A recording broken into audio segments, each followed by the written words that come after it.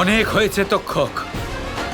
সহজ প্রশ্ন জিজ্ঞেস করছি তোমায়, কোন পথ নির্বাচন করতে চাও তুমি? এখান থেকে জীবিত ফিরতে চাও তুমি, নাকি আজ এখানে মৃত্যুবরণ করতে চাও? এই, তুই আমার কিচ্ছু করতে পারবি না, বুঝেছিস? যেমন তোমার ইচ্ছে তক্ষক।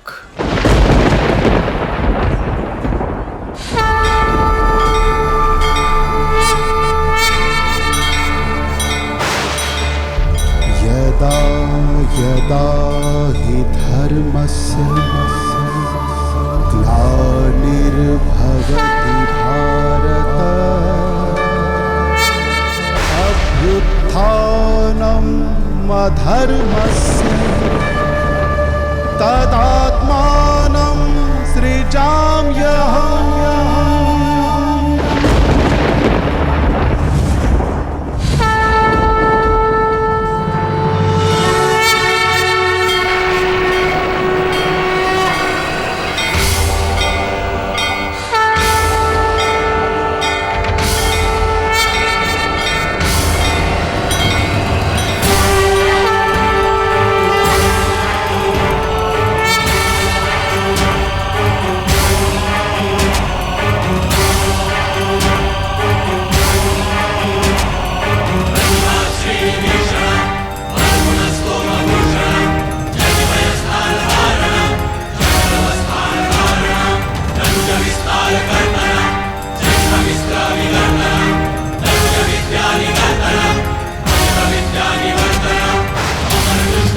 মনে হচ্ছে কৃষ্ণ সুদর্শনকে আবাহন করেছে।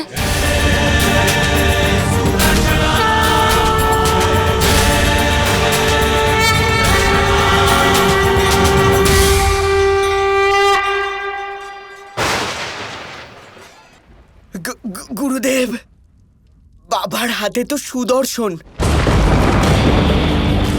এবার তো আমাদের সবার মৃত্যু সুনিশ্চিত। সুদর্শনকে কোনোভাবে পরাজিত করা যায় না। গুরুদেব, কিছু করুন, আমাদের রক্ষা করুন। আমাদের খুব শীঘ্র কোনো উপায় খুঁজে বার করতে হবে।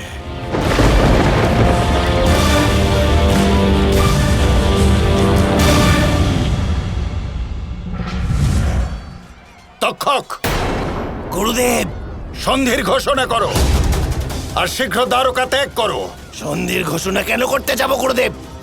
ওদিকে তো স্বর্গলোকে বলি এখনো ইন্দ্রকে পরাজিত করতে পারেনি গুরুদেব। তক্ষক, যদি আমরা সন্ধি না করি তাহলে নাগলোকের সব থেকে শক্তিশালী নাগ মারা যাবে।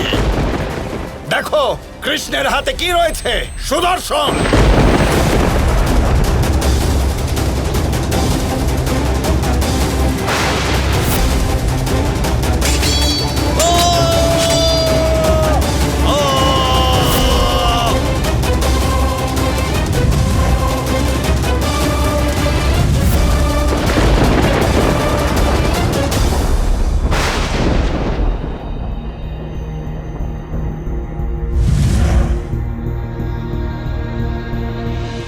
একই কানাই, তুমি সুদর্শন চক্র প্রয়োগ করলে না কেন?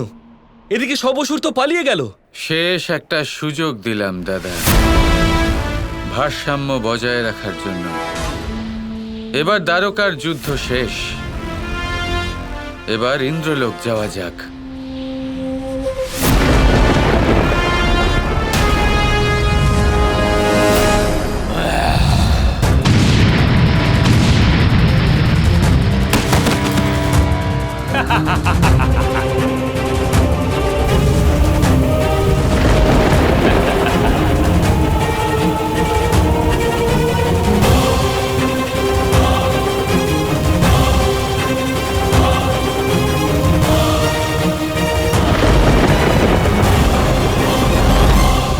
হে বাসুদেব কৃষ্ণ, আমার পুত্র ইন্দ্রকে রক্ষা করুন।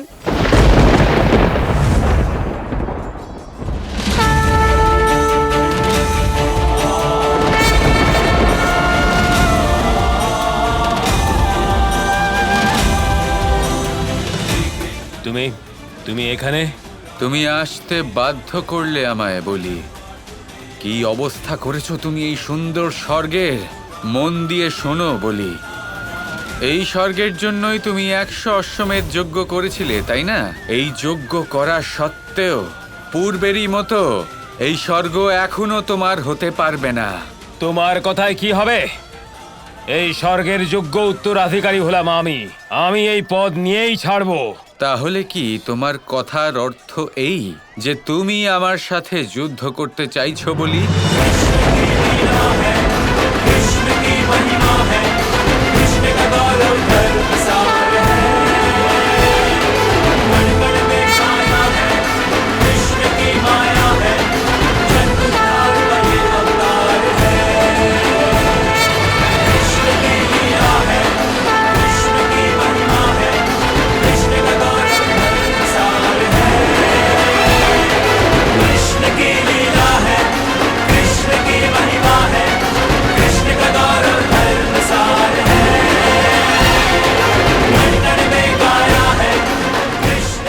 না, আমি তোমার সাথে যুদ্ধ করতে চাই না।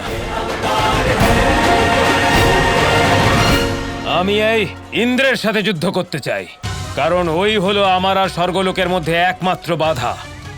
আর আজ আমি ওকে শেষ করেই ছাড়বো।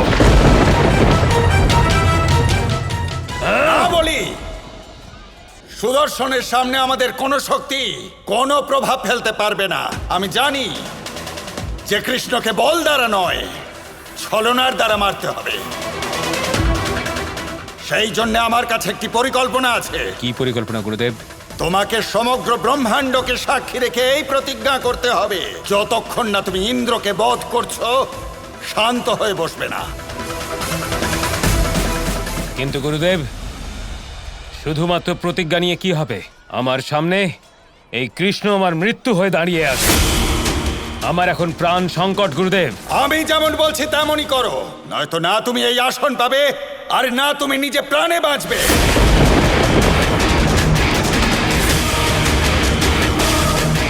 যথা আজ্ঞা গুরুদেব। কৃষ্ণ, আমি তোমার সাথে যুদ্ধ করতে চাই না। আমার শত্রু হলো ইন্দ্র। আমি সমগ্র ব্রহ্মাণ্ডের সামনে এই প্রতিজ্ঞা করছি যে একদিন এই ইন্দ্রকে বধ করে স্বর্গলোকের ওপর নিজের আধিপত্য লাভ করব।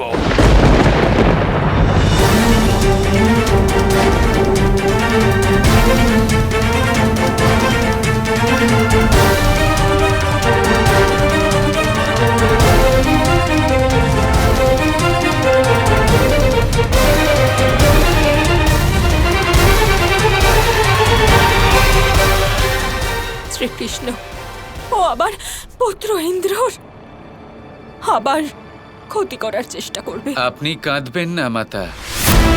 হয় আমাকে পাতাল লোকে গিয়ে বলিকে বধ করতে হবে, বা ওর প্রতিজ্ঞা ভঙ্গ করতে হবে।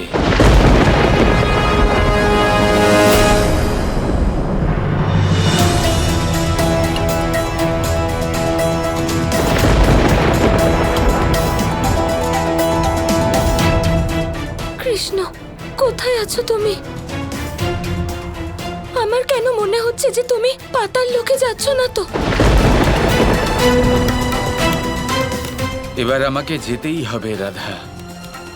কৃষ্ণ, তুমি যে কথা দিয়েছিলে, তুমি তো বলেছিলে যে যতক্ষণ না আমি বলছি তুমি পাতাল লোকে যাবে না। এবার যা হওয়ার হয়ে যাক, আমি তোমায় পাতাল লোকে যেতে দেব না। আর কিছুক্ষণের মধ্যে কৃষ্ণ এখানে পাতাল লোকে উপস্থিত হবে।